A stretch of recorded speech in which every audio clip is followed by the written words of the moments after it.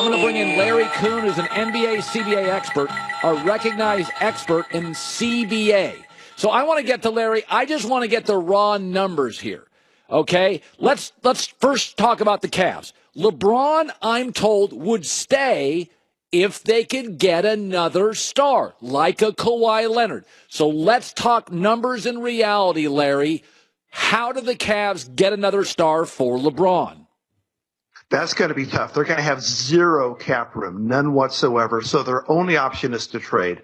They'd have to give LeBron an opportunity to opt in, convince him that they're going to bring somebody in, trade for somebody. A Kawhi Leonard might be a guy that they would go after, because even though Kawhi said he prefers LA, it's a one-year experiment with LeBron anyway. So maybe you just swing for the fences with Kawhi. Maybe you go after like a Damian Lillard. You don't have a lot of assets. You have Kevin Love. You have the number 8 pick. You have the young guys that they picked up from the Lakers. Is that enough to swing a trade for a guy like that? We'll see. But it's got to be a big move like that, I think, in order to convince LeBron to stay in Cleveland. Okay, Lakers. How in the world do they sign LeBron, Kawhi, and Paul George? Freeing up the cap room is going to be easy for the Lakers. They're going to have about $57 million in cap room right now.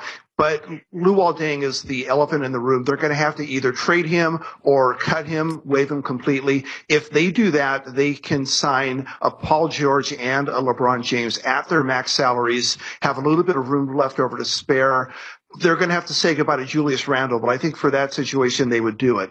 In order to trade for a Kawhi Leonard, and it would have to be a trade, they're going to have to give up some of the young core, but I think that would be a win-win anyways, just because LeBron James isn't going to come here to play with a bunch of kids. He's going to want to have a ready-made team to compete for a championship. So if they were to sign a LeBron James, sign a Paul George, make a trade for a Kawhi Leonard, then they would have a team that would be a little bit thin, but we don't want to commit the nirvana fallacy here. We don't want to look a gift horse in the mouth. That's going to be a pretty good situation, and that would be a competitive team. Okay. Now, Houston, everybody says Harden, LeBron, Chris Paul. It can't work. They'd have no bench. Let's go to real numbers, Larry. Could it work?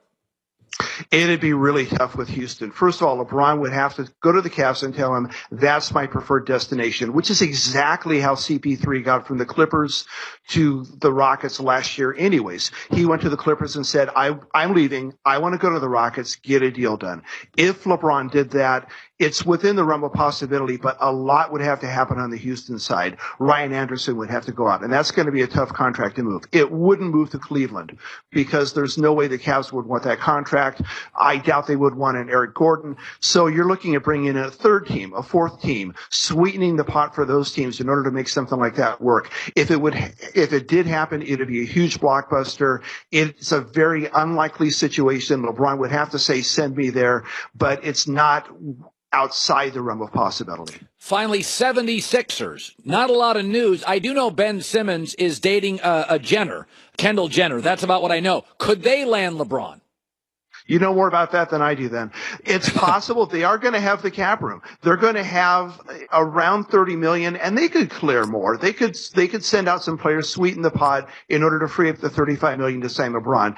And you have something that the Lakers don't have. You have a Joel Embiid. You have a Ben Simmons that are, I think, a lot farther along and more ready to compete. And I think a LeBron would be more willing to come and play with guys like that. So when I look at the Sixers, I see that as one of the primary contenders for his services. When I stack all these up, which would be the easiest to pull off, talking in terms of cap space, trades, numbers, and reality?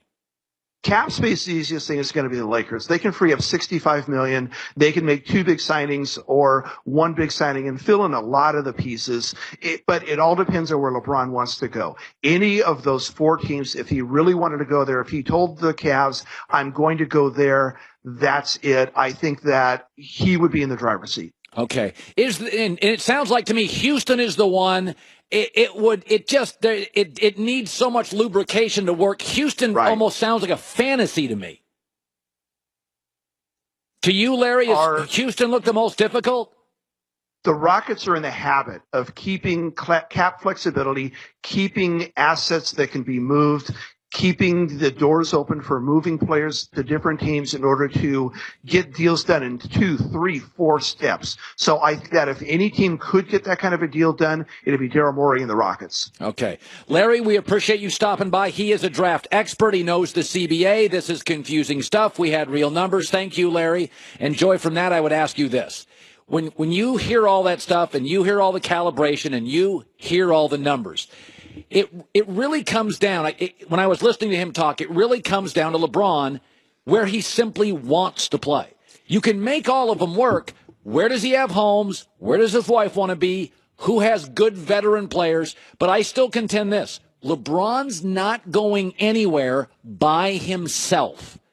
No, but this has always come down to what LeBron wants, and that's the confusing part of this particular free agency period. Nobody really knows what he wants. Does he want to go to a young team where he has still an easier path to the finals in the East, but has young players because he's realizing you need that and not just veteran players? Does he want to go to the Lakers where he has Hollywood and opportunities outside of basketball and can possibly win a third championship with a legendary team? Does he want to go to